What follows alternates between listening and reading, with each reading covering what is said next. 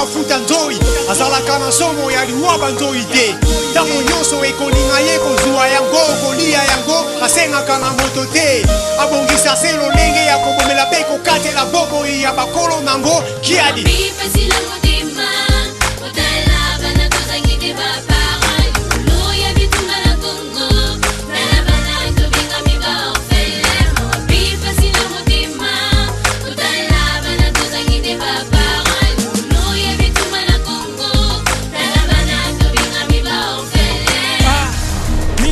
Kuna pe bitumba, lisola bitumba na kati Afrika tosi tolembi Komona ka bidembe, otangisa maya miso pona bandeko na biso yango komini Kongo tokyo vanda lisusu kimia ketango nyoso bitumba na bitumba Etumba diama ezalaka Angola elongwe ye na Congo ebongwani ekomi etumba coltan balingi te Congo esepela na bomengo nango yango batondisi bitumba awa na Congo tango nyonso tokosalaka manaka ya kolona pe kobokola nde tango ya bitumbe yaka boza pe na mawa te ya koboma baboti na biso botiki biso bana mike na maboko ya moto te botumbi bandako na biso esika ya kolala eza lisusu te lelo tokomi bashege bandeko bangai naloba lisusu nini Kongo mboka na biso oyo bakoko batikela biso tonda na bamengo ya lalanga iso komengo yango mondele ya ibatongo midi pokwa sena ndela ya bitumba na bagere bakotisi bitumba na bamboka Kongo bakopa ome na bana nyonso ya Kongo este weste kolera na kolera pasi pe bitumba eleki mingi ndelo bana ya Kongo totelemela likambo ya bitumba po teza kozongisa mboka na biso nsima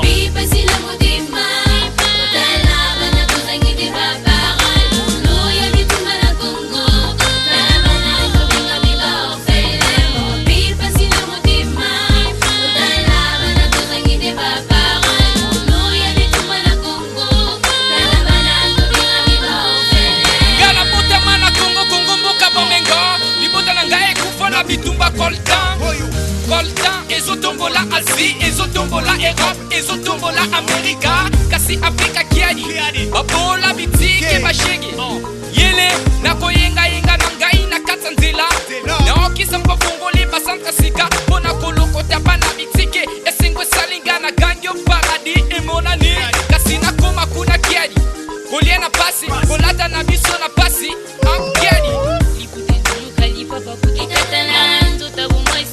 la valeur na bajona bakrimi nyonso ya mboka yango toleli nazana message mpona bino bambwakanda mindele ndombe mitema mabe bozwa bino bana botinda bototanga klase biso babola bonyokola se na bitumba bomoi na biso tina te na miso na bino kasi na miso nzako mbatina yokanga bien bokowela bokonzi na bino na mandoki bobomelinga tata na mama na nga na bitumba ndako nange komi nango balabala nga venir alobi lelo nazali komilela boye mwana balabala mwana balabala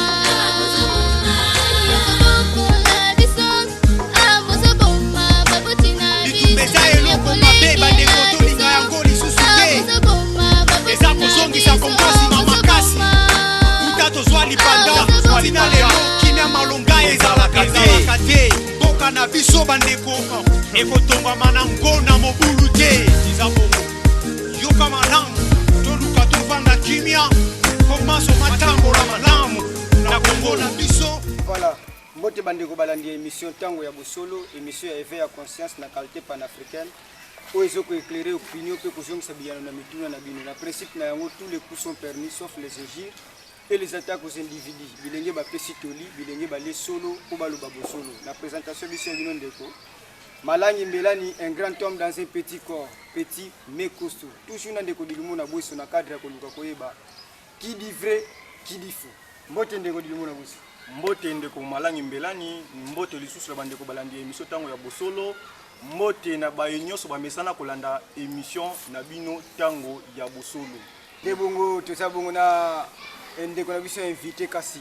Émission boyebi yango malamu tete yaka. Principe na yango ezaka tous les coups sont permis sauf les injures et les attaques aux individus. Pe bola na yango sans tendance, sans parti pris. Ndeko kumu mozola waza invité na biso. Mbote pe boyebi mosa.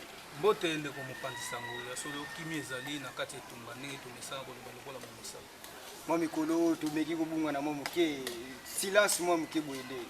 Matondo mingi ya solo ezaka na cadre ya stratégie etumba ndeka tomesana koloba kimpa vita stratégie etumba nde tozana biso. Voilà bandeko balandi ya émission Tango ya Bosolo na yebi ke boza vraiment ebele liboso ya baitando eke na bino. Ndeko kumunu muzola makese. To yeko sala moi remarque moko topé constant au biso nyos to sali message mfumu kimbangu topé ya ba ngunza e umeli makasi na bele Afrique topé ya para biso ba indo mais du moins batu ndenge bazo ya melango bazo ya ngona mukie donc moi quelques-uns batu bazo meka ko comprendre ba monsieur sonetika ko comprendre penati pona ni dire ya bongo message na biso moko me batu ba comprendre na malembe.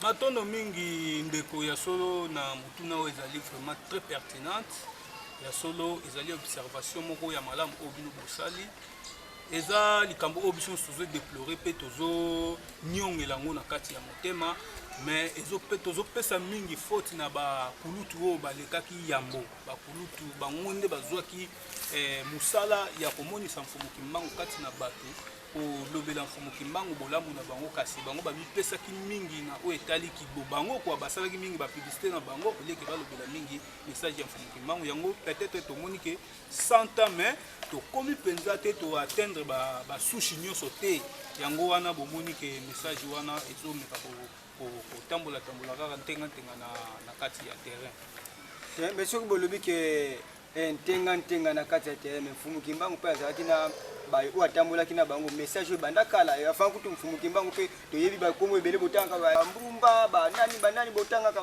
ba te ebele balekaki ndenge nini kaka tina lelo moi matondo mingi ndeko ya solo soki tososoli bino na muzindo ekosala biso pasi mingi ndeka touti koloba omoni baye oyo tobengi bakulutu oyo bouti kotanga balekaki tokotanga bambuta toalani bambuta mbumba bambuta mpadi bambuta mavonda ntango babwaka batata wonda bango nyonso basali bankaka na biso ne mwana semi bango nyonso basali eloko ya malonga te na message ya mbangu donc bango bamipesi mingi na baintérêt oyo ezalaki personnel yango bavalorizaki mpena mfumu kimbangu te batiaki na esika oyo yango esengeli te mpona tao bango bazwi na mosala oyo soki mpenza babetaki se te na message ya mfumu kimbangu tokoki kozala na esika oyo toza te babetaki ndeko dimo ya moni esika wana botangi bakombo ya bandeko mbumba bandeko toalani ebele mpe bosili bongo kotanga me batrace na bango ezali mpo tomoni baeglise na bango balobelaka mpe makambo ya mfumu kimbangu me ndenge nini lobaki basalaki mpena mosala te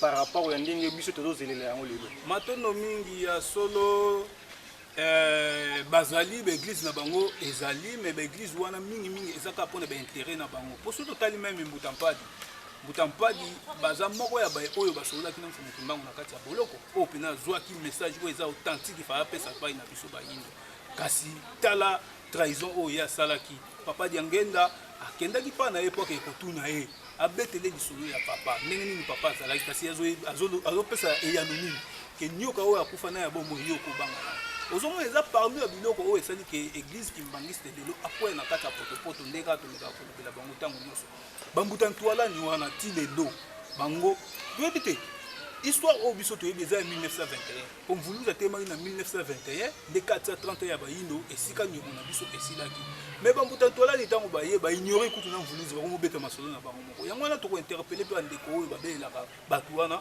oyo balobelaka bango na bamangomba na bango ya solo balekisaka ntango donc na ntango oyo lokola tokomi na centenaire ya mfumu kimbangu ntango ya bosolo baza bato moko bango nyonso fo tokombola donc baza su oyo tokotiela relikia te bambuta ntwalani bambuta mbumba bambuta mabwaka bango nyonso bambuta batata wonda bankaka na biso ne mwana semi bango nyonso baservi baservi mfumu kimbangu na eloko te do bawelaki bainteret na bango yango epesi biso retard do baza bato moko boye fo totya mopanzi yango monini songi ya nzila na eleko oyo bilenge balie solo mpo baloba bosolo ndenge bino bolobi nde toye kopesa mpenza vrai message ya mfumu kimbangu mpo totya bango na esika oyo yango esengi siko centenaire ya makambo yango si ekoki siko lingo olobaki nesongi ya nzela kaka nde moto aza na verité ya makambo ya mfumu kimbangu ingeta kasi bango bazali ndongi oyo mfumu kimbangu alakaki na prophétie na bango babaki ndongi ya koya avant koya nkwatulendo ndongi ya koya kotangisa bayindo bazwa boyebi mpo koya nkwatulendo kozala très meurtrière mpe kozala sans pardon na esika wana donc songi ya nzela bango nde basimbi bato ya commandement mpo na lobiko ya bayindo ndeko kubunu muzola en tout cas tosali mwa kobanga to kokamwa na esika bolobeli ya makambo bantu alaniste bapadiste nyonso wana nkombo na bango kutu ti lelo ezali eyokana batiki bamangomba na bango basambelaka mpe mfumu kimbangu me lelo kokamwa na ndenge bozobimisa mwa verité moko bekomisi nyonso wana balekaka bamatisaka mpena mfumu kimbangu te bamakambo nyonso oyo ebimika na temps oyo mpo nani centenaire ya mfumu kimbangu tokomi na ntango ya bosolo oyo soki esengi ke toteta linyoko tolongola mosisa do eza soki na eloko oyo tokobomba te soki peut-être boyebi bamangomba nde bolobi ezali soki boyebi mpe moko ya bato oyo baza na mangomba wana bokobengisa bango mpe na plateau na bino lokola émission ya bino yaka sans tendance sans parti pris baya mpe bapetela biso masolo ya bambuta mbumba ya bambuta ntwalani bayebisa biso enseignement na bango basala nini po biso toyebi ke moto asala programme mpona mboka na biso Congo mpe Afrique nde ekotambola eza mfumu kimbangu homme ya 1921 oyo ase sakrifia oyo mundele akanga eza mfumu kimbangu eza bambuta ntwalani te domoni donc soki baza na baargument na bapreuve baye balakisi ke mbuta ntwalani aloba boye mpo na Congo tala mbuta ntwalani atika programme kingandi mpo na Congo tala mbuta mbumba atika boye asala boye mpo na Congo me bango mpe baboyaka mfumu kimbangu te mfumu kimbangu tolobi baboyaka ye te mais du moins batiaki bango na esika oyo yango esengeli te donc bango bayaki ndeti kose compare na mfumu kimbangu ok bazalaki na bango ya bisiele donc mfumu kimbangu ye aza grand maître de l'impossibilité mais bango sikoyo bamitie sikoyo ndeti kaka bango mpe bazalaki mwa bato moko doki apart mfumu kimbangu bango mpe basalaki mosala nsima ya kokufa ya mfumu kimbangu nde bamitiaki esika na ntango mfumu kimbangu azalaki viva bamitiaki esika wana te matondo mingi ya solo nsima ya kozonga ya mfumu kimbangu histoire ebungaki nde esengaki sikoyo bango bateta vraie histoire nde bango sikoyo bamelaki histoire ya mfumu kimbangu po bamisala bamimonisa na mokili keza bango bopwani kati bobombaki bango kala wana sikoka bokomi koluka moye bobimisa bango kala wana bozalaki wapi mpo bobanda koyebisa bango baverité mpo babongwana mpo bato nyonso bazwa pole kaka sikoka apres avoir koéchoué na centenaire tolobela ngo ta bongo matono mingi après avoir koéchoué na centenaire ndenge bino bolobeli yango entre parenthèses mpo biso tomoni nano échec wana te mais nesongi ya nzila soki bolandi bango nesongi ya nzila balobaka mpe bakoloba donc maloba oyo eza teke bilisonga nzela babandi yango lelo babanda yango kala baloba yango kala mbuta mbumba sala yelo te ingeta mbuta mbumba bakomisaki mfumu kimbangu na esika oyo yango esengeli te donc eza teke po tobimisi yango lelo te en plus boye bakelikambo nyonso mpe yaka na ntango na yango donc ntango soki ekoki oyo esengeli ebima mpona eleko wana en tout cas ekobima kaka mpo vérité bino mo bolobaka moye kokombola yango eza te vérité nde yaka kokombola lokuta nyonso. Pourquoi il faut comprendre que les hommes sont là au bandit de l'autre d'ailleurs tu as pas mbaté tu tamboula na ba élément nde to yaki pe na élément ya nation ya nzila fuko soki amza na pa na ngola et si ka bango moko ba lobeli nyonso na détail nyonso pour to éviter bango nde ba expliciter yango télévision da radio soki oza malamu boko sunga bandeko ba mera kolanda nation ya nzila à partir ya wana bako yeba ke nation ya nzila banjango lelo te. Bosi bozwaki biyano na kati ya stade kasi bamosusu po elekaki na lombango masanga wana tozalaki kobomba bango po ntango wana ezalaki bazoteyama bayoka sikoyo tomoni te bazoyoka kaka te mokama ya mibu ekoki. Alors mbala mosusu bato bayebi bakombo na bango te, mbala mosusu bato na boyinga bakanisaka neti bangunza wana batata ntwalani batata mbumba basalaki mpe mosala ya tata mokeli. Yango na lelo tolingaki tolakisa bango na libanda boye ete basala mosala mwa tata mokeli te mpo oyo ayaki mpona kobikisa bayindo eza Mfumuki Mbangu. Oyo nyonso akotelema atelemi mpo amatisa Mfumuki Mbangu mpo bango nde moto ya lobiko ya biso bayindo. Yo oza kaka étincelle. Biso lelo toyaki po tososonisa bino mpe lisusu na mangomba ete soki sango ya Mfumuki Mbangu ewumeli mpona koyebana po bato ya mitu ya bamangomba okotangaka prophète Ntwalani, prophète Bulamananga, prophète Mbumba Samu Mingi, o tata Sima Utoko, o nani bango nyonso meme oyo alobi batata Mukoko, batata Ntau, batata Onda, bango nyonso mutu moko atikali komatisa kombo ya Mfumuki Mbangu te mobikisi ya bayindo bapreferaki komatisa kombo ya mundele yango ezopesa retard oyo sango Mfumuki Mbangu ezange koyebana. Na lelo lisusu bino bana na bango bozo repete kaka yango professeur Mfumuki Mbangu elobi toyeba ntango tozali me okoyeba esika nyonso tokotelema po toteya sango Mfumuki Mbangu okomona kaka bitumba na bitumba. Bolanda ye te aza magicien magie eteyaka ndenge nazoteya bino wana kasi natuni bino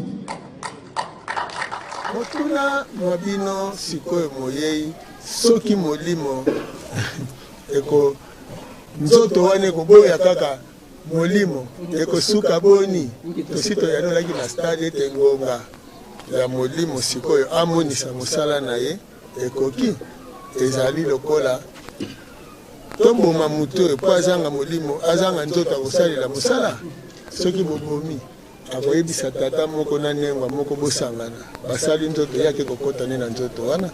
Donc elingi koloba soki nzoto wana ezali koboya lokola sikoyo tokomi na ntango ya bosolo oyo tolobi Mfumuki Mbangu molimo na bango ezolata sikoyo nzoto oyo bakolakisela sikoyo mosala na bango na ntango ya lekokisi bakotika nzoto wana ekosila kaka bongo mpe molimo ya Mfumuki Mbangu azolata nzoto oyo akosalela nango mosala oyo nzoto wana eboyaki kosala buta batelemisaki matumba.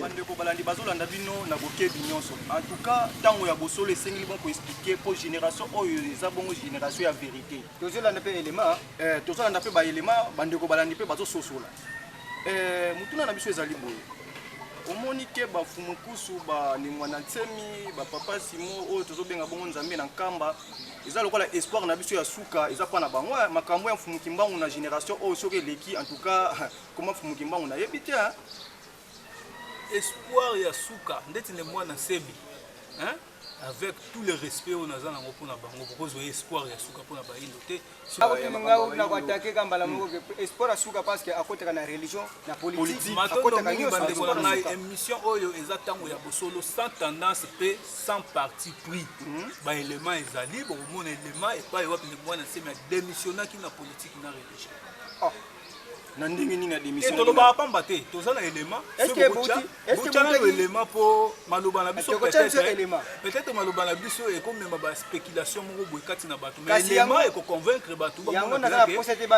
to espoir te pas de moi na semi ko katana ki déjà na mission na uti komona autour kala mingi te li gouverneur moya bato yeba ya moto zo regretter ezande sikoyo kozanga koyeba epai ya bayindo to baki bayindo bana pungi yango biso to yepo to la voilà bandeko balani tola nano élément wana ndenge nini undungia Kongo oyo biso to yebi ke abundilaka ba Congo et puis alobake a fatigué na politique na religion de Konkubumu tola nana élément je suis fatigué de la politique et de la religion C'est moi qui vous dis que je suis fatigué de la politique. Parce que les religieux, en général, ils sont en contact constamment avec les autorités et se plaignent. C'est pourquoi souvent nous parlons. Le peuple nous parle pour répondre. Parce que nous avons besoin de l'école. Je suis fan de nous accepter. Je vais parler à... Voilà, bandeko balandi. Mais au tout bon kolanda élément où. En tout cas, dis-moi, à l'obina est clair. Voilà où d'ailleurs sans commentaire, tu côté vraiment le muzindo anati. Tu vois qui vraiment tu luka qui bino lelo et ça peut te sur la penza. Na boké bino tu mekana ko sur la tête reposer pour. Ils a remarqué que sali. To moni que ça mundele Congo topé Afrique. Ils a ni. Politique ya Congo Samundele en tout cas ba ko marché té le côté o to koki ko zela epai ya ba yindu ya bango makonzi ya ba yindu pona nini profite luka to meka ko détailler yango pona nini to uti ko mona président honoraire Joseph Kabila o azaki na place mais to landa ki ba média international basali ba recherche ba recherche na bango basali ba ko mona keno président honoraire a yibi mbongo le balobaka détournement ba yibi mbongo ensemble na ba collaborateur na ye mbongo fo bongisa mboka prévane ke akomi baron patron milliardaire lelo tala ba ngombe tala ba bisike belé mais bino na baloba na bino bolobi ke no président ya bilaka ce qui ndengeni tokolo ba kutuna ngamba ba créer ba toucher pas mais ouais tokolo ba président ya bilaka mais ya moyibi ya moyibi mais ce que to loba nini bozo continue ko assumer maloba na bino to ndengeni ba propos na bino matondo mingi o ne songi ndila balobi yango ka etikala ya solo poto bandela ngo lisusu bo frère Kabila Kabange président ya bilaka ya 4e génération azalaki ya bilaka poto ko longwa déjà matondo mingi bande ko pesa biso peta to ba ko yanula na tuna na bino lega bolobi tozo confirmer yango bo frère o biso to mira to benga bo frère po azana ntanga na biso na ndako président ya bilaka président ya 4e génération ya solo to bongoli yango te ezaka bongo na prophétie en fumo kimbango eza pasi mingi lisusu toute koloba inconscience ya bayindo soso babomi muninga na ye soso babwaki michoko aye kolia mawa mingi tozonga nanu mwa muke na histoire ya solo bolobi moyibi bayibi mbongo basali o basali tosepeli makasi kutu na bamedia wana po bamoni mpena ke bamilakisi ke bazalaka na susi ya Congo makasi koleka mais biso président yango bouti kotanga wana président honoraire tomonaka na biso azalaka na mbongo te ti lelo Léopold D kutu akufa mais atikali koleka Léopold D na mbongo te donc eza likambo moko boye oyo mpenza interpellé conscience na biso na histoire oyo mindele balobelaka mingi bakonzi ya Afrique ya solo soki mpenza intérêt na bango eza te na kati ezalaka mwa mpasi mpo babule mokonzi wana soki toomona makambo nyonso ngai nazongisi bino nanu na ntango ya Mobutu d'ailleurs élément mpe ezali ya président Mobutu boyoka ye kotala ntango Zaire ezalaki conflit na babelge okomona sikoyo ke babelge batraita Mobutu koleka kutu oyo bauti otraite président honoraire nde élément lokola ezali na nsima élément wana bongo toyeba lisusu kokota na mozindo ya lisolo na biso soki bokolakisa bandeko na biso nyonso totala na élément wana voilà bandeko balandi c'est que tu peux profiter peut toyeba nini esalemaki na période ya Mobutu que le mot argent à la bouche, celui qui vous arrache ce beefsteak de la bouche, c'est un homme à abattre. Voilà la vérité. Il y a d'autres estimations. Laissez-moi continuer. Et vous tournez autour du pot. La fortune du président Mobutu. La fortune du président Mobutu, c'est plus que la dette du Zaïre. On ergote autour de ça. Soyons sérieux. Et vous manquez de sérieux. Le mercredi, quoi là? C'était quel jour encore? Mais vous avez sorti avec beaucoup de fracas, de bruit. CBS, c'était vos confrères de la RTBF. Fortune, qu'est-ce que vous avez prouvé? Qu'est-ce que vous avez montré? Le front roi, quelques villas, et c'est ça la fortune. La vraie fortune dont il faut parler. Eh bien, c'était quoi? Premièrement, la spoliation du Zaïre par le roi Léopold II. Nous étions spoliés, et vous le savez. Et ça représente quoi exactement, cette spoliation? Et vous n'allez pas quand même nier le fait que le pillage du Zaïre a fait la prospérité de votre pays. Voilà la fortune dont il faut parler. Mais n'essayez pas de rigoler, la fortune du président Mobutu, dont le pays a été soumis à des pillages, des spoliations. Et c'est le résultat, mais c'est la prospérité de notre pays. Et nous réclamons aujourd'hui ce dont nous avons droit. Par exemple, l'uranium. Eh bien, tout l'argent sur l'uranium n'a pas profité aux Zaïre. De 1960 à 1964, à cause de la sécession. Qui a monté la sécession avec Tchombe? C'est la Belgique. Vous êtes le seul pays au monde à avoir reconnu l'État indépendant du Katanga, proclamé par Tchombe, militairement soutenu par votre pays, et le seul pays à avoir envoyé un ambassadeur, feu le comte d'Aspremont Lenden, ambassadeur du royaume de Belgique au Katanga. Un membre du comité central, le citoyen Massango, ex-Victor, premier ambassadeur du Katanga auprès du royaume de Belgique. Mais ce sont des faits qui parlent d'eux-mêmes. Et de 1960 à 1964, le pouvoir central zaïrois a été privé de ses ressources, recettes d'exportation. Cuivre, diamant, zinc, cobalt, tout ce qui sortait du sol du Katanga de l'époque, du Sud Kassai de l'époque, c'était pour vous. Eh bien, c'est ça le fameux contentieux. Où est parti tout cet argent? Vous devez vous expliquer. Et ne tournez pas autour du pot la fortune du président Mobutu. La fortune que vous avez tirée du Zaïre, c'était par Léopold II qui nous a spoliés, qui nous a pillés. Voilà, ce n'est pas Mobutu. Ce que j'ai fait pour mon pays, toute ma jeunesse, toute mon énergie, vous voulez expliquer à ce peuple par vos écrits, il le fait pour l'argent. Faire ce que j'ai fait, ce n'est pas pour l'argent, mon cher ami. Je le fais parce que par nationalisme, par patriotisme, par amour pour mon pays, mais pas pour l'argent. Voilà. Toujours le bon président Mobutu, ex-président. Mais à l'objet de ma fortune, donc n'est-ce pas baluli.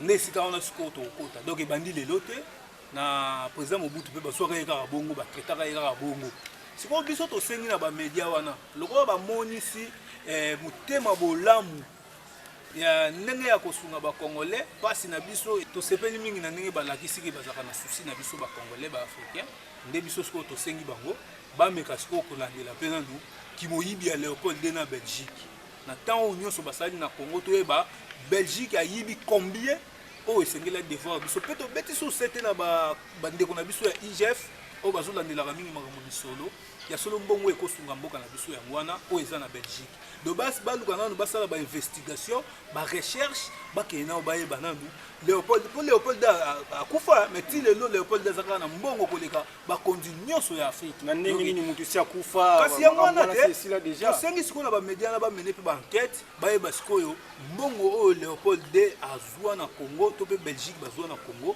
quand est-ce que bakozongisa ngo pona bolamu na biso mais to eko sepela lisusu na ba congolais to moni ki ba congolais ba komo comprendre tout to memi élément mo ya ndeko na bino Pierrot Luau aza pe mo pangisango to sepeli mingi na ba kokoro wa bibisi parce que za ki biso ba ngaba ba liaka mbongo Kabila ba liaka na mbongo te ba liaka mbongo Kabila afuta ka bango et consort botana no élément pe wana ikoza malamu ba ndeko ba yo ka omona pilake esika na songi ndila lo ba soki problème ko ina ndako to vanda to so la biso na biso voilà to la yana no Pierrot Luara voilà to la produire ces enquêtes. Sonia Rollet, consortium 6 des médias, laissez Kabila tranquille, laissez-nous notre Kabila. Laissez-nous notre Kabila tranquille. C'est un voleur, oui, mais c'est notre enfant. Il a détruit ce pays, oui, le nôtre.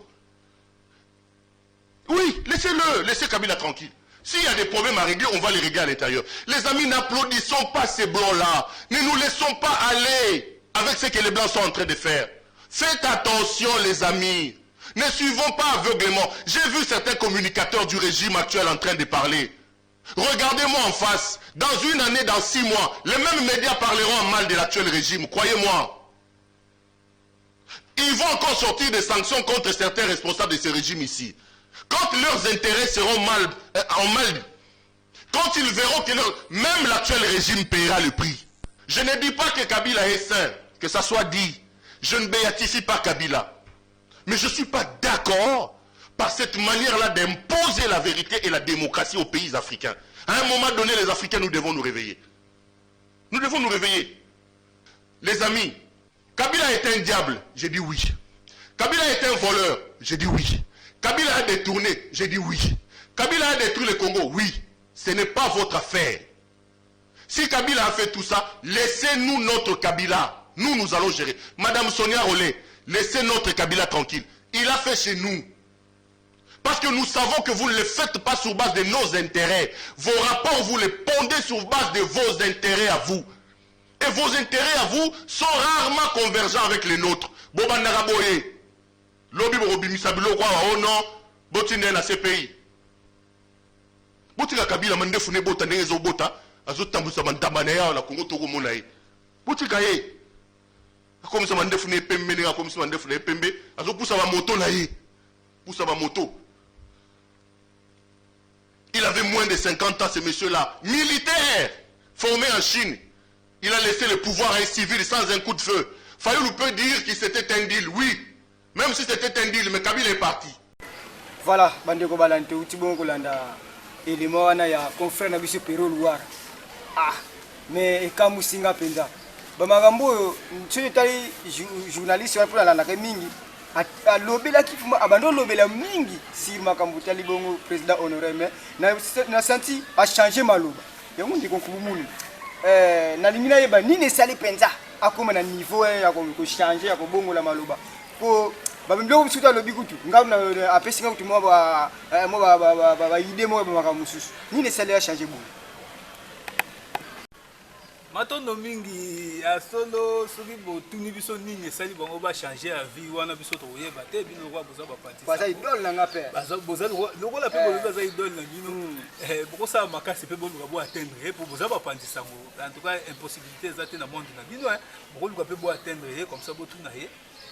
Lelo Belgique en général tozui ba port Anvers, ba palais royal, ba musée intervirène, nyoso wana etongami na bomengo ya bana Congo sans compter iranium na biso moko boye na fongoli ka entre parenthèses na boko kota pena muzindo po ekozala dossier mususu de biloko wana nyonso tolobeli su ba pays musu ya Afrique te po ba France ba nani ba Portugal ba Angleterre bango nyonso baza ba kozali ya ba makao mususu donc omona ba média na fo ba sala effort ba landela siko ba biloko wana surtout landi ba mbuta Kadhafi akendaka boye toyebi Kadhafi so babomai mpona nini aza dictateur nani buta Bokassa président Bokassa premier président ya Centrafrique ye pa akenda mpona nini mpona baintérêt kaka ya bayindo mais soki bameki korevendique mundele atieli bango panzi likolo ntina niveau aelimine bango externe mpona bisola Kadhafi aza dictateur problème eza te kasi yango wana ndeko na bino mopanzi sango Pierrot Loire uti oloba awa ti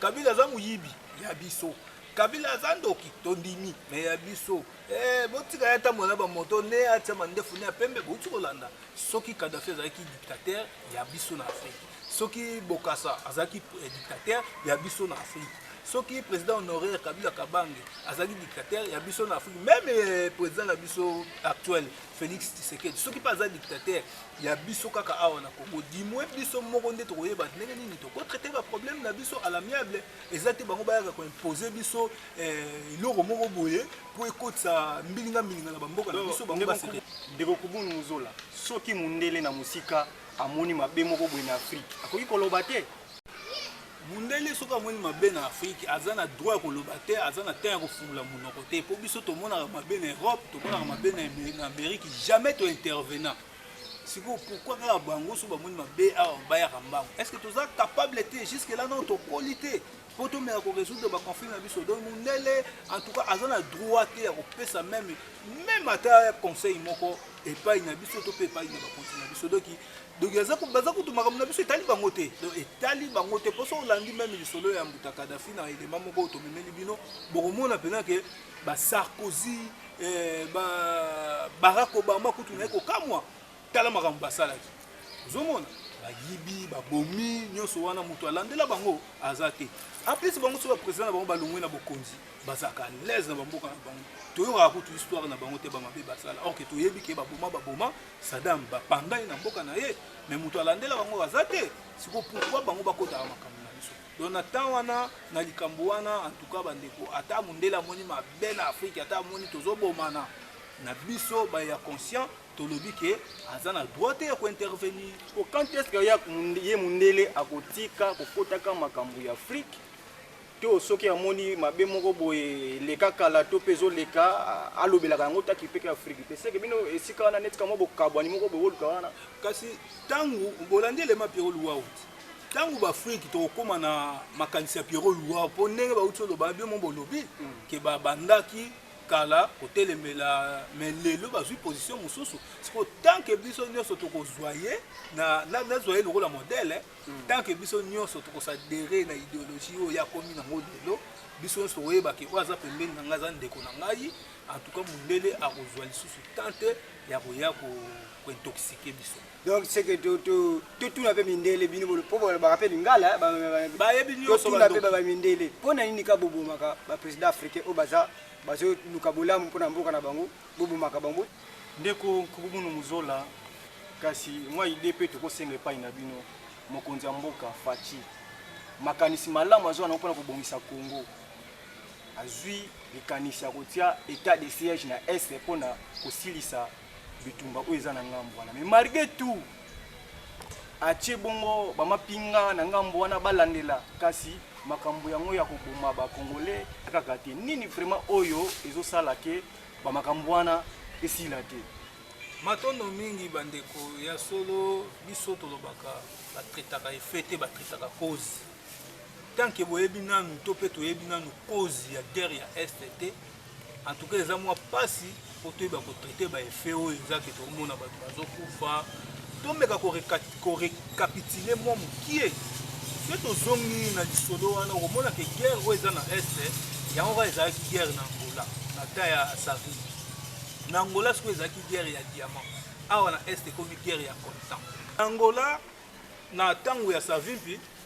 ya solo Amerike azalaki na nsima ya président Mobutu kuna sikoyo babandeki koextraire diamant wana ebandeki koleka via Zaire ekebongo na esika oyo yango esengeli sikoyo ebota nzinunu epai ya bangolais boyebi seri wana bangolais bandobenga biso balanga zairwa langa mpo nini mpo Savimbi abandeki kozwa main d'œuvre bazairwa oyo bandosala na bacarrière ya diamant bandaki bangolais bazokufa na bitumba sikoyo bangolais fale bacomprendre ke Amerike abatami na nsima Mobutu po atiaka moto na mboka na bango bayembala moko miso babrake mpa na biso ke biso bazairwa moto tokokotisa désordre na Angola yango ekomaka meme ti lelo eyalaka soki bomoni congolais na Angola en tout cas tozalaka mal vie donc eza babiloko moko boye oyo fo toyebaka sikoyo le même guerre échange forme eke na est RDC coltan lokola ekomi na ampleur lelo na monde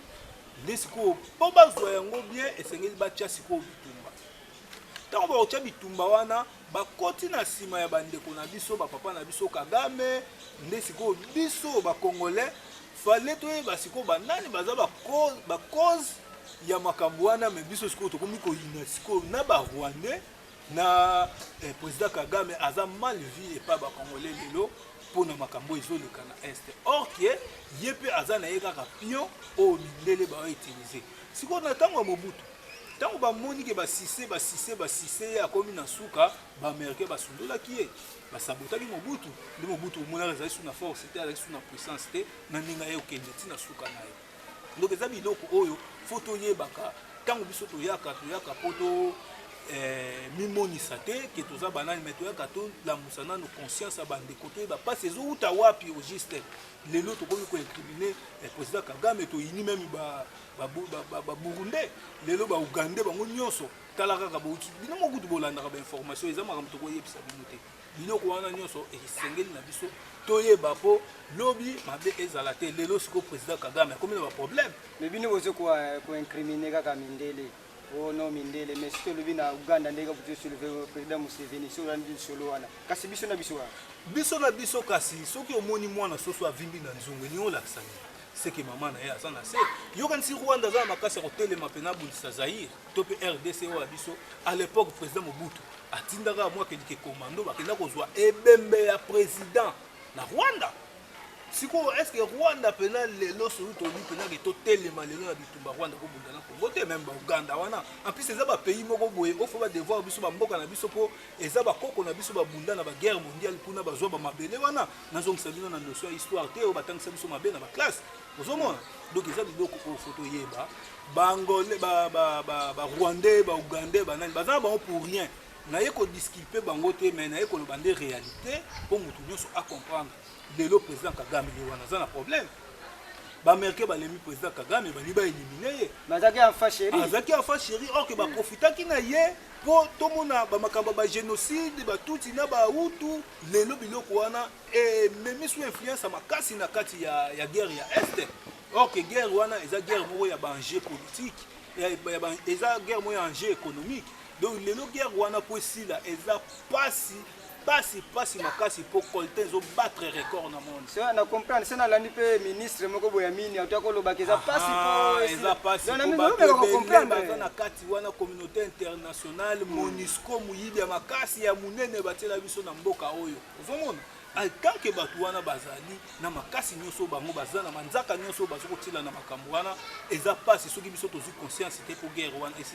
D'ailleurs bolimi sindeko na élément wana ezali élément moko na memi eza ya este bombeka nano na élément wana botala bomona mpena ke bino moko eza guerre moko économique bamultinationaux donc bacompagnie baentreprise ya minene na monde misu na bango eza braqué na RDC seke tokosouffle mo moke mpe tolanda élément wana bandeko balandi lokola ya télévision eza bongo radio te émission oyo ezalaka bongo pref à l'appui donc c'est-à-dire tolanda na élément wana bongo tokozongela biso ndeko kovunu mozola elongo na bino balandi. La RDC, qui a la taille de l'Union européenne, est assurément l'un des pays les plus riches en minerais de la planète. Un vrai scandale géologique, comme on a coutume de le dire. À elle seule, elle concentre tellement de minerais dont le monde a besoin. Premier producteur mondial de cobalt, avec ses 100 000 tonnes chaque année, il fournit 70% de ce minerai essentiel dans la fabrication de batteries pour voitures électriques et pour nos milliards de téléphones portables. Premier producteur africain de cuivre avec plus de 1 500 000 tonnes par an. Autant de minerais dont le monde, qui par la grand renfort médiatique de transition écologique, a besoin pour fabriquer ses batteries électriques, ses voitures de nouvelle génération et ses téléphones portables. C'est donc un pays qui a un caractère stratégique déterminant pour la planète. Je vous épargne l'or, le diamant, l'étain, la cassitérite, le manganèse et bien d'autres minéraux. Pendant donc que la plupart d'entre nous la regardons cette RDC seulement du point de vue de ses artistes, de sa musique, les grandes firmes internationales ont décidé depuis longtemps déjà de lui mettre le grappin dessus. Elles sont toutes présentes dans le pays. Elles se le sont partagées comme les grandes puissances l'avaient fait en 1885 à Berlin pour nos nations. Glencore la Suisse, ENRC des Kazakhs, Smoke des Chinois, CNMC des Chinois, Ivanhoe des Canado-Américains, Metorex des Sud-Africains. Ainsi, la RDC n'appartient plus aux Congolais que virtuellement. Dans leur propre pays, ils ne sont plus propriétaires de grand-chose. Tenez, voici dans ce camembert la répartition des richesses minières de la RDC. Comme vous le voyez, 70% de ces minerais stratégiques appartiennent directement aux firmes étrangères. C'est elles qui les exploitent et les vendent sur le marché international. C'est elles qui spéculent avec ces réserves sur les marchés financiers. Le Congo est désormais spectateur et n'a plus rien à dire. Ces entreprises, elles ont pris nos gisements, elles sont allées les donner en garantie à des banques étrangères et elles ont emprunté. Au lieu d'amener des capitaux qu'on nous avait promis, c'est des prêts qu'on nous a amenés à des taux qui dépassaient 10% alors que nous savons qu'ils les avaient à 2 ou 3%. Dont les entreprises à qui on a donné les concessions sont allées gager les mines du Congo. Auprès des banques. Et ont emprunté alors qu'elles devaient amener des capitaux. Elles ont amené plutôt des prêts. Je ne vais pas revenir sur ces pillages des grands groupes internationaux dont j'ai parlé dans une précédente chronique que j'ai intitulée « Comment récupérer nos richesses minières » et qui est encore sur ma chaîne YouTube. Et les 30% restants, à qui appartiennent-ils? Ceux qui théoriquement ont échappé à l'appétit vorace de ces firmes, ce que l'on appelle l'industrie artisanale, qui en bénéficie? Selon le code minier congolais, seuls les Congolais peuvent en bénéficier. Il leur est exclusivement réservé. Là encore, erreur. Là encore, ils sont exclus, tellement exclus, totalement exclus. Mais comment est-ce possible? Et là, on tombe des nues en découvrant l'ampleur des vols, du machiavélisme qui prévaut dans ce secteur, qui a priori ne devait profiter qu'aux nationaux. Sur les 30% restants, ceux de l'artisanat minier, 80% sont tenus par les Chinois, qui ont remplacé les Libanais depuis la chute du président Joseph Kabila, qui ne tiennent plus que 15% les Libanais, contre 5% pour les Indiens. Rien pour les Congolais. Des chiffres que, naturellement, certains mettent en doute à Kinshasa. Pour en avoir le cœur net, pour ne pas se contenter de spéculations, nous avons décidé d'aller dans les mines de ces différentes régions de la RDC. Nous nous sommes décidés à aller sur place enquêter, voir comment se partage cette manne naturelle. Après l'extraordinaire périple dans les hautes montagnes du Nord Kivu, dans les mines de Rubaya, dans la belle et luxuriante région du Massissi, nous avons tenté ensuite de nous rendre dans les mines de Walikale, toujours dans le Nord Kivu. Figurez-vous que malgré la présence dans notre avion des autorités locales, notamment des députés nationaux, du président du conseil d'administration de la puissante GECAMINE, des administrateurs de la FEC, la Fédération des entreprises du Congo, malgré l'autorisation donnée par la présidence de la République, tenez-vous bien, la société américaine Alphamine, propriétaire de Bézi, à Walikale, producteur d'étain et de cassitérite, nous a clairement dit qu'il n'acceptait pas que nous venions chez lui. Pas question de venir fouiller dans ses affaires. En plus, c'est lui qui possède l'aérodrome, le seul dans le coin. C'est dire la puissance de la firme. Il est sur son territoire et pour atterrir sur place, même l'autorisation de la présidence de la République ne suffit pas. Allez donc déterminer les quantités d'or et de coltan qu'il y produit. Allez donc savoir ce qu'il fait dans sa propriété, puisque l'autorité n'y a pas accès. Une discrétion qui accrédite la thèse selon laquelle il y extrait le minerai rare, très rare de nobium, celui nécessaire à la stabilisation des fusées. Circuler, il n'y a rien à voir. Il n'a d'injonction à recevoir de personne. Congo dit panda. Bref, de guerre lasse, nous avons capitulé et figurez-vous que nous sommes là dans la région du Nord Kivu qui est en état de siège, avec un gouverneur militaire. Impossible de le faire plier. Il est le roi sur place, n'en déplaise à ceux qui parlent de souveraineté du Congo. Nous avons ensuite mis le cap sur le sud Kivu en empruntant le majestueux lac Kivu et ses paysages à vous couper le souffle. Malheureusement, dans ce décor de rêve, nous avons croisé des esclaves des temps modernes dans les mines de Luhihi, dans le territoire de Kabare, dans le sud Kivu. Je vous épargne l'étape éprouvante sportive des Nyabibwe, perchée à 2200 mètres d'altitude, où les creuseurs ont fait des gruyères dans l'impressionnante montagne. Un vrai supplice. Mais le plus fort dans cette aventure était l'étape suivante. Une fois à Bukavu, la capitale de la province du Sud Kivu, nous avons décidé de partir vers les mines d'or de Kamituga. En raison de l'insécurité sur les routes, nous avons choisi l'option d'un petit avion. On se retrouve à l'aéroport de Bukavu. Là, nous sommes à l'aéroport de Bukavu. Pour aller sur une mine du Congo, il faut l'autorisation des Chinois. Ça veut dire que il existe un territoire chinois dans ce pays, la RDC. Un territoire chinois tout simplement parce que personne ne sait ce qu'on produit dans ces mines-là, personne ne sait les quantités de minerais que l'on sort dans ces mines-là. Personne ne sait ce qui se passe dans ces camps-là, dans ces mines-là. Ils déclarent ce qu'ils veulent, mais c'est classé en mine artisanale. Dans les statistiques des mines que l'on présente, personne ne peut dire ce qui sort des mines chinoises. Les compagnies occidentales qui ont acheté ici il y a quelques années, qui ont signé ici il y a quelques décennies, les ont toutes vendues à celui qui avait du liquide, les Chinois. Aujourd'hui, Si vous voulez visiter une mine, vous demandez l'autorisation en territoire congolais. Comment peut-on parler d'indépendance? Est-ce que ça ne nous interpelle pas? Malgré le message de dissuasion des firmes chinoises opérant à Kamituga, nous avons décidé malgré tout de nous y rendre pour toucher la réalité du doigt. Après 30 minutes de vol, nous atterrissons sur la petite piste de brousse de Kitutu. Une piste improvisée sur de l'herbe avec des bousses de vache comme vous pouvez le voir. Une arrivée mouvementée. Mais nous ne sommes pas au bout de nos surprises, non. Les Chinois ont cassé le pont qui mène à la mine, oui. Première surprise. Donc, pas moyen d'accéder à leur site. En plus, ces soldats qui sont venus nous attendre et qui travaillent pour eux n'ont aucun moyen de déplacement. Ils ne sont pas vraiment venus pour nous escorter. Seconde surprise. Oui. On est en train d'assister à quelque chose d'extraordinaire. Quelque chose de surréaliste. Quand on dit qu'on est indépendant, on doit quelquefois s'interroger si c'est vrai.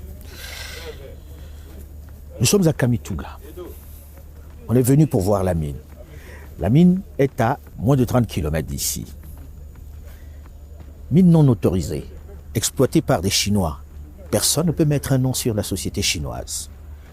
Par politesse, le ministre des Mines provinciales a appelé les Chinois pour leur dire « on vient chez vous aujourd'hui ». Vous savez ce qu'ils ont fait? Ils ont fermé les portes, ils sont partis. Ici, c'est le trafic d'autre chose, sauf que c'est plus soft. À vous, jeunes, de ne pas laisser faire. Ne vous laissez pas faire. Nous nous sommes laissés faire. Vous ne devez pas accepter ça. C'est inacceptable, tout simplement. Aux autorités congolaises de prendre aussi leurs responsabilités. Ça ne peut pas exister. Derrière nous, il y a un ministre des Mines provinciales qui est avec nous sur le tarmac, on ne peut pas bouger. Et ce qu'on nous proposait même, c'était d'emprunter ces motos-là, qui sont conduites par qui? Par ceux qui travaillent ici pour eux. Voilà comment on arrive à avoir des ambassadeurs qui sont tués sur ce territoire. C'est clair, nous ne sommes pas désirés dans le coin. Malgré l'importance des membres de la délégation, nous sommes obligés de repartir. Surtout que les soldats qui arrivent de plus en plus nombreux et menaçants, en moto, ne nous inspirent pas vraiment confiance. Non, parce qu'ici, les bandes armées dont on parle toute l'année, qui seraient des bandes tribales, comme on dit, etc., elles sont entretenues par ces miniers-là pour les garder. C'est eux qui gardent les mines. C'est eux qui protègent ces gens-là. Alors je ne sais pas qui est le chef de bande. Je ne sais pas qui approvisionne le chef de bande, parce que c'est lui le vrai patron. On est un peu comme si on était à Medellín ici. Oui, à Medellín, le siège du trafic de drogue colombien. Il faut s'étonner quand même de la présence active et permanente des soldats des FARDC dans les sites miniers. Une pratique qui viole la réglementation congolaise et même internationale et qui risque à terme de sortir les minerais congolais du marché mondial. Il l'était déjà. Il est revenu parce qu'ils ont corrigé les choses. Enfin, on croyait. Alors, courage, fuyons. Puisque nous ne pouvons pas nous rendre sur le site, directement dans les mines, nous choisissons de survoler à très basse altitude le site pour mieux juger la situation. Premier constat, il ne s'agit ni plus ni moins que d'une mine industrielle. C'est tout sauf artisanal ce qu'on voit. On a plutôt affaire à une exploitation semi-industrielle sauvage avec des excavatrices, des chargeuses, des bulldozers, des laveries d'or de dernière génération, des dragues qui raclent le fond des rivières et d'impressionnants camions-bennes. Second constat, jugez par vous-même la couleur de l'eau, l'étendue de la pollution de ce fleuve Elila. Mesurez par vous-même l'étendue des dégâts sur la nature. C'est sans commentaire. On peut difficilement plus polluer une rivière qui, sachez-le, se jette plus loin dans le grand fleuve Congo. Déjà dans la région, on assiste à des maladies liées aux produits déversés dans ces rivières et fleuves où l'on extrait de l'or par ces firmes. Le mercure notamment, qui sert de solvant sélectif pour l'or. La dangerosité de ce produit n'est plus à démontrer. C'est pourquoi il est interdit pour toute exploitation industrielle en RDC comme dans le monde entier. Moi, j'ai soigné des malades. Paul Kagame, enfant chéri, il t'a servi l'américain. A tomboli bango lisusu na kita. Lelo oyo mundele abalukela Paul Kagame. Est-ce que bino boza siri vraiment makambo zolo? Boza na ba preuve ya makambo yango. Matondo mingi ya solo biso toyaka pamba te na émission na biso. Toyebi ke tango nyonso toyaka na ba élément na ba preuve oyo et clarifiaka makambo to lobaka. donc eza pasi mpo kangela biso awa peni toloba nini na eteni wana tolandi élément bomoni ke guerre wana eza ya danger économique avant tozonga nanu na motuna na bino donc eza mwa pasi soki tozwi conscience te mpo tosilisa guerre wana sikoyo tozonga na président Kagame élément ezali ya ndeko na biso mpe kaka moko ya rwandaise tuti balobi mwa mingi na élément wana concernant makambo oyo ya président Kagame preuve ane Kadhafi aserva mindele toyebi suka ya Kadhafi président Mobutu aserva mindele toyebi suka na ye na Angola awa Savimbi aserva mindele toyebi suka na ye Bokassa papa na biso Bokassa aserva mindele toyebi suka donc ba président nyonso mindele za moto tokosala nini kelemba te po ye kaka bandolia yo bandolia ta bando promettre yo ke lobi na kosangisa bitu nyonso yo kozwa metant bokoma lobi te lokola ngana na makambo na tombola gratte-ciel zela tosala no gratte-ciel bongo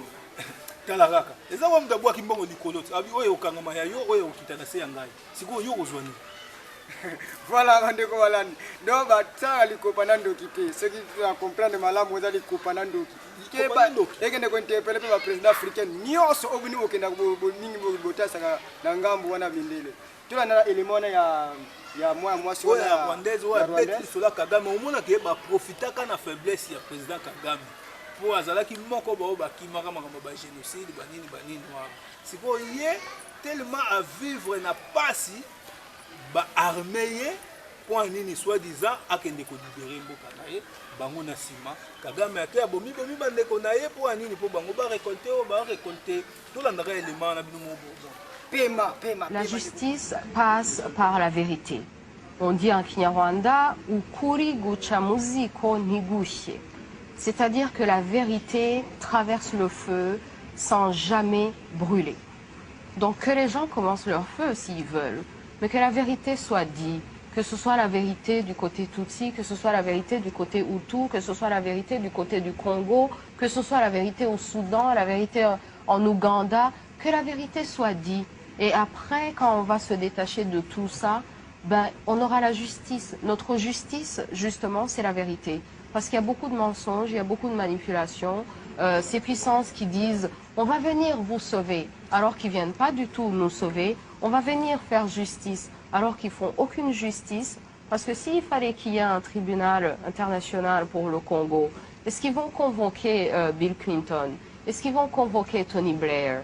Est-ce qu'ils vont convoquer Sarkozy? Est-ce qu'ils vont convoquer toutes ces autres personnes qui sont supérieures dans les hiérarchies et qui ont un plus grand rôle dans l'extermination des Africains? Est-ce qu'ils vont les convoquer? Est-ce qu'ils vont convoquer la famille royale de la Belgique, la famille royale de l'Angleterre? Parce que vous voyez comme le tribunal pour la Sierra Leone, où ils s'amusent d'amener la mannequin Naomi Campbell, soi-disant pour qu'elle explique les diamants, alors que toutes les familles royales d'Europe portent des diamants tachés de sang, notre sang, mais qui ne sont jamais convoqués. Ah, donc, notre justice, la justice africaine, c'est la vérité. Moi, j'encourage tout le monde, tous les gens qui sont impliqués. D'ailleurs, ce que moi, je pourrais conseiller au président Kagame, c'est qu'il devienne un témoin. Parce que la raison pour laquelle ils veulent l'éliminer maintenant et qu'ils veulent l'écarter, et que bon, là, tout d'un coup, ils se rendent compte que c'est un criminel, c'est parce qu'il en connaît trop. Alors, qu'il devienne un témoin et qu'il dise la vérité et qu'il dise le rôle de toutes ces grandes puissances qu'ils ont eues, parce qu'il ne s'est pas armé lui-même. Parce que vous savez très bien que chez nous... Il ne s'est pas armé lui-même, effectivement, mais il a tout de même agi. Il a tout de même, entre guillemets, du sang sur les mains, ou du moins c'est ce que le rapport, ce rapport des Nations Unies, du moins, on va dire, écrit. Oui, c'est ça. Mais comme je vous ai dit, on profite de la souffrance et de la douleur des gens. On vient, on vous prend, vous êtes un réfugié qui a vécu à l'extérieur de votre pays pendant une vingtaine d'années. C'est sûr que vous voulez rentrer chez vous. Et on vous dit, ah, tenez, si vous allez massacrer tous ces gens, on va vous mettre au pouvoir, on va vous supporter, vous allez devenir président, on va être derrière vous. Vous voyez, mais sans aucun intérêt pour votre peuple. Parce qu'après tout, c'est qui meurt dans ces conflits? À la fin de la journée, il faut qu'on se rende compte que c'est nous qui mourrons dans tous ces conflits et qu'à la fin de la journée, les puissances, eux, ils sont à Londres, ils sont à Washington, ils sont à Paris, ils relaxent. Hein. Voilà, tu as dit que les moyens, moi, je suis tout. aza tuti ndeko na biso rwandaise. Mais na ndenge alobeli me namoni mpena ke mindele mpenza baza na base ya souffrance biso awa. Mais bozopesa mpe solution te bozoloba mais solution mpena comme tel. Solution eza kaka tozonga na kiboyindo tozonga na conscience. Ntango yo comprendre ke nake ndenge kaka ezaleli ya koko mbele jamai kozwa mwana ya ndeko ne koko mbele nazala na ye akopesa mwana na ye. Mais ye akozwa mwana ya soso nde akobebela bana na ye balia. Donc ntango biso nyonso tocomprendre ke oyo aza pembeni na ngai aza ndeko na ngai oyo boye ndeko na ngai soki makanisi mabe ekoteli ye seke moto moko ainfluence ye soki tocomprendre déjà eloko wana toyebi cause nde ekozala facile toyeba kolonga na bitumba nyonso ezoyela biso. Mais tant que tozozala kaka na inconscience yango tolobaki eza pasi mpo bitumba esila ok toza na posa ya bakonzi moko oyo baotenir face na mundele bayebisa bango verité ndeti bamoto alumumba. Donc tant que tobanda kobanga kaka ke soki kaka na s'impose boye bakoboma ngai nde esika pasi kozala. Donc biso tootya kaka ke communauté internationale na bana na bango baza cause ya makambo nyonso ya pasi nyonso ezoleka na Afrique.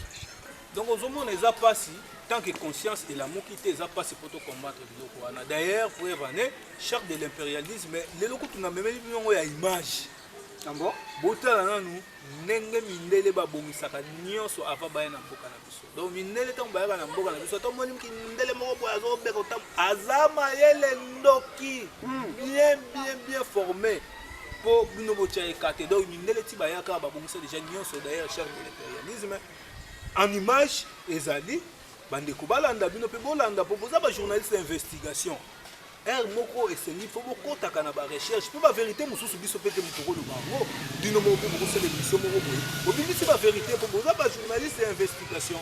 Sikoyo ndeko komu tolandi likambo mpena bobetisi ete likambo ya conscience epai ya bayundo siko conscience yango ekoyela neti ndenge nini il faut baeglise de noir ezala ebele to baémission oyo presque na bachaîne nyonso ezalaka ntongo midi pokwa to na baforme nini oyo mpena conscience mpena motu mundu akoki bongo kozwa yango ayebaki te soki bitumba soki tozonyokama soki pasi eza kaka bazonyokola biso eza bongo baimpérialiste ndenge bozoloba kaka mindele sikoyo tokoloba mpe kete seke Afrique to Congo eza bapays moko boye négatif bango baza positif tonyokama kaka te sikotaka bamakambo wana to ndenge nini te tokoloba bongo te na esika mosusu tokoloba ke moto awelaka mingi intere na ye ndeti bango mindele soki bayaka mpona baintere na bango. Donc koya na baintere mpona baintere na bango yango esalaka banyokola biso.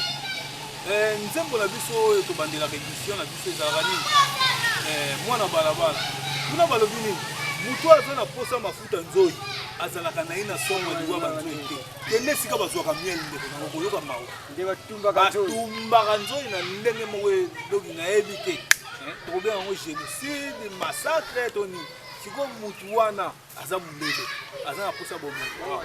Donc conscience ya bayindo tokozwa yango ndenge nini na ntango kaka yo comprendre ke naza ndeko na yo okosala nga mabe te.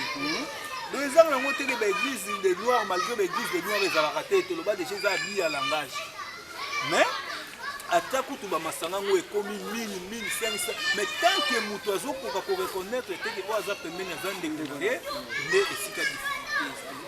Donc tobengi kaka motu nyonso oyo aza na couleur oyo ayebaka ye soki akutani na couleur wana bisika nyonso akutana nango aza ndeko. Voilà bandeko balandi c'est que tolanda nanu élément na charte de l'impérialisme ya image tolanda charte de l'impérialisme. La présente charte a été élaborée à Washington pendant la traite négrière, ensuite discrètement négociée à la conférence de Berlin en 1885, pendant que les puissances occidentales se partageaient l'Afrique. Ils négocièrent secrètement à Yalta le partage du monde en deux blocs après la Deuxième Guerre mondiale et pendant la création de la Société des Nations, l'ancêtre de l'ONU. Disposition générale. Article 1. Devise de l'impérialisme. Gouverner le monde et contrôler les richesses de la planète. Notre politique est de diviser pour mieux régner, dominer, exploiter et piller pour remplir nos banques et faire d'elles les plus puissantes du monde. Article 2. Aucun pays du tiers-monde ne constitue un État souverain et indépendant. Article 3. Tout pouvoir dans les pays du tiers-monde émane de nous, qui l'exerçons par la pression sur les dirigeants qui ne sont que nos marionnettes. Aucun organe du tiers-monde ne peut s'en attribuer l'exercice. Article 4. Tous les pays du tiers-monde sont divisibles, et leurs frontières déplaçables selon notre volonté. Le respect de l'intégrité territoriale n'existe pas pour le tiers-monde. Article 5. Tous les dictateurs doivent mettre leur fortune dans nos banques pour la sécurité de nos intérêts. Cette fortune servira de dons et crédits accordés par nous comme assistance, et d'aide au développement aux pays du tiers-monde. Des régimes politiques. Article 6. Tout pouvoir et gouvernement établi par nous est légal, légitime et démocratique. Mais tout autre pouvoir ou gouvernement qui n'émane pas de nous est illégal, illégitime et dictatorial, quelle que soit sa forme et sa légitimité. Article 7. Tout pouvoir qui oppose la moindre résistance à nos injonctions, perd par le fait même sa légalité, sa légitimité et sa crédibilité. Il doit disparaître. Des traités et des accords. Article 8. On ne négocie pas les accords et les contrats avec les pays du tiers-monde, on leur impose ce qu'on veut, et ils subissent notre volonté. Article 9. Tout accord conclu avec un autre pays, ou une négociation sans notre aval est nul, et de nul effet. Des droits fondamentaux.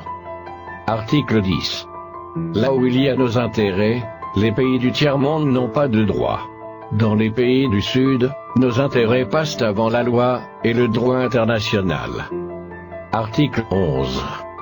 La liberté d'expression, la liberté d'association, et les droits de l'homme, n'ont de sens que dans le pays où les dirigeants s'opposent à notre volonté. Article 12.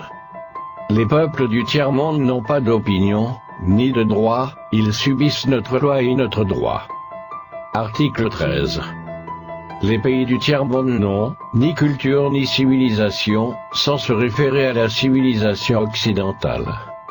Article 14. On ne parle pas de génocide, de massacre ni de crimes de guerre ou de crimes contre l'humanité dans les pays où nos intérêts sont garantis, même si le nombre des victimes est très important. Des finances publiques. Article 15. Dans les pays du tiers-monde, nul n'a le droit de mettre dans leur banque un montant d'argent au-dessus du plafond que nous avons fixé. Lorsque la fortune dépasse le plafond, on la dépose dans l'une de nos banques pour que les bénéfices retournent sous forme de prêts ou d'aide économique au développement en espèces ou en nature. Article 16. N'auront droit à l'aide précitée les pays dont les dirigeants font preuve d'une soumission totale à nous, nos marionnettes et nos valets. Article 17. Notre aide doit être accompagnée des recommandations fortes de nature à empêcher et briser toute action de développement des pays du tiers-monde. Des traités militaires. Article 18. Nos armées doivent être toujours plus fortes et plus puissantes que les armées des pays du tiers-monde. La limitation et l'interdiction d'armes des destructions massives ne nous concernent pas, mais s'imposent aux autres. Article 19. Nos armées doivent s'entraider et s'unir dans la guerre contre l'armée d'un pays faible pour afficher notre suprématie, et se faire craindre par les pays du tiers-monde. Article 20. Toute intervention militaire a pour objectif de protéger nos intérêts, et ceux de nos valets. Article 21. Toute opération d'évacuation des ressortissants des pays occidentaux cache notre mission réelle, celle de protéger nos intérêts, et ceux de nos valets. Accords internationaux. Article 22. L'ONU est notre instrument, nous devons l'utiliser contre nos ennemis, et les pays du tiers-monde pour protéger nos intérêts. Article 23. Notre objectif est de déstabiliser et détruire les régimes qui nous sont hostiles et installer nos marionnettes sous la protection de nos militaires sous la couverture des mandats des forces de l'ONU. Article 24. Les résolutions de l'ONU sont des textes qui nous donnent le droit et les moyens de frapper, de tuer, et de détruire les pays dont les dirigeants et les peuples refusent de se soumettre à nos injonctions sous la couverture des résolutions du Conseil de sécurité de l'ONU. Article 25. Notre devoir est de maintenir l'Afrique et d'autres pays du monde dans le sous-développement, la misère, la division, les guerres, le chaos pour bien les dominer, les exploiter et les piller à travers les missions des Nations Unies. Article 26. Notre règle d'or est la liquidation physique des leaders et dirigeants nationalistes du tiers-monde. Article 27. Les lois, les résolutions, les cours et tribunaux des Nations Unies sont nos instruments de pression contre les dirigeants et les leaders des pays qui défendent les intérêts de leur peuple. Article 28. Les dirigeants des puissances occidentales ne peuvent être poursuivis, arrêtés ni incarcérés par les cours et tribunaux de l'ONU, même s'ils commettent des crimes de guerre, de génocide ou des crimes contre l'humanité.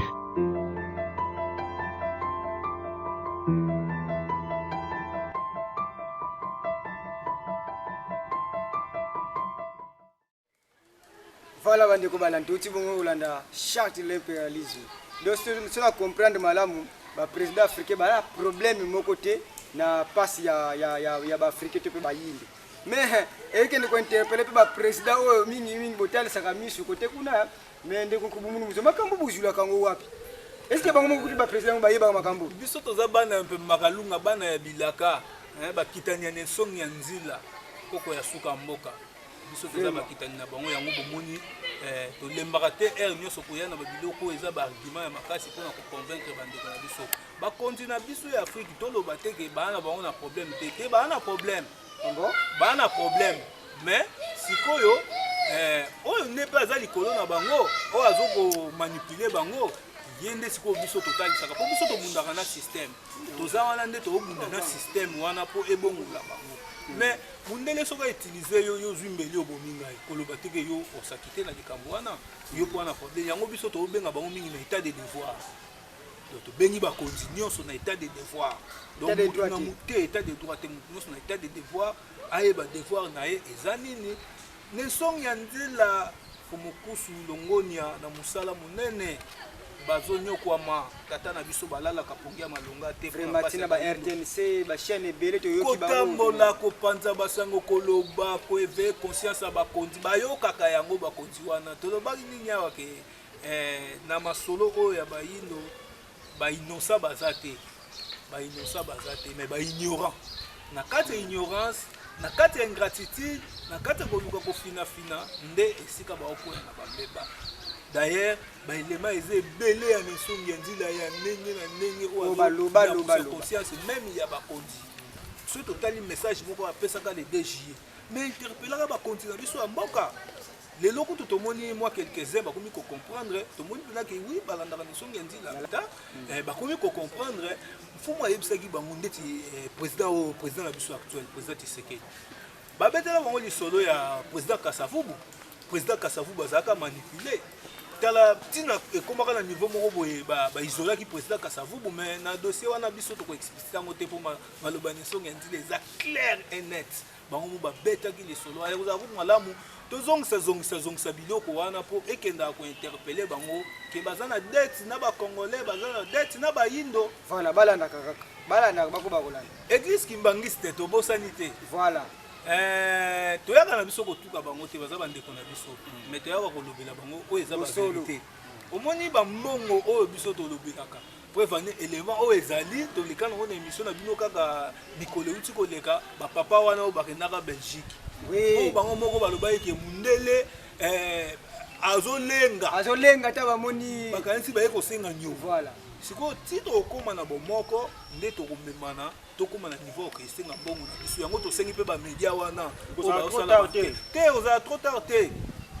soki ekomi trop tard soki mindele basili na mokili mais lokola ntango eza nanu baza nanu nde tosengi mpe na bamédia wana oyo balinga bacongolais oyo mpasi ya bacongolais ya bayindo esalaka bango motema soki ndenge basala bainvestigation balandela biso balukela biso baelema oyo ekoprouve na mokili ke mindele fo badevoir biso mbongo biso toye na baelema na biso oyo esengeli bango mpe balukela biso barecherche bandeko na biso mpe ya IGF ya solo malgré mbongo yango bokendaka kozwazwa tomona yango te mais toyebisi mpe mbongo ya malonga yango wana eza kuna donc bomene baenquête boluka badossier nyonso oyo ekoprouve mondele ke aza na dette oyo il faut devoir biso.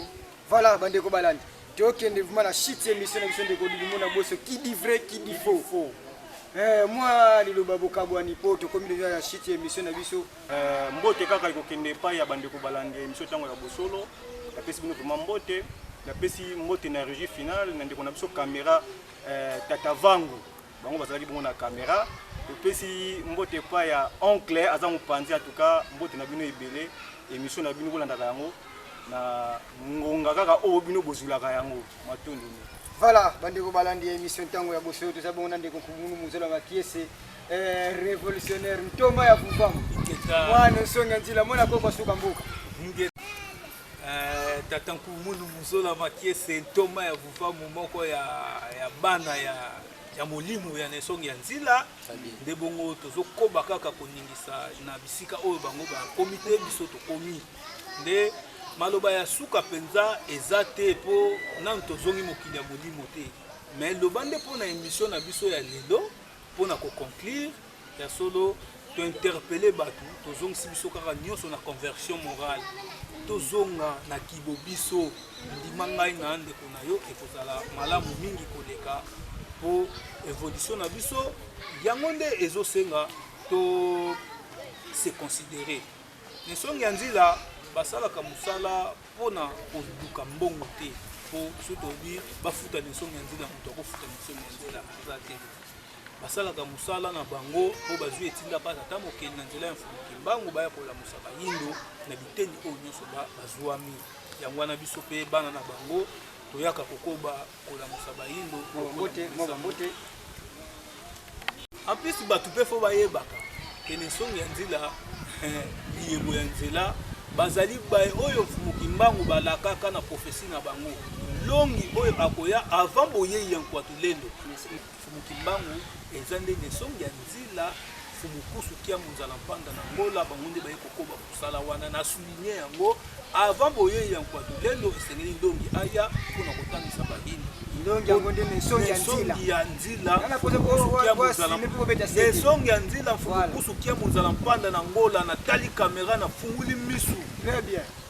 Ok, wana ezalaki liloba ya okabwani na nini enfant spirituel ya nisongi ya nzila moko bantoma ya vambo na profite mwa mbote mibale ndeko warni bilili bazalaki na biso elongo na kati ya esika oyo tosaleli montage na biso to mpe émission na biso mokolo mwa lelo autorité morale ezangaka te général bankana mbarak bandeko nyonso oyo bolandi biso ya solo soki totangi kombo na bino te esala bino mpasi te boza na kati ya mitema mvwama esika bozwami bambote ebele.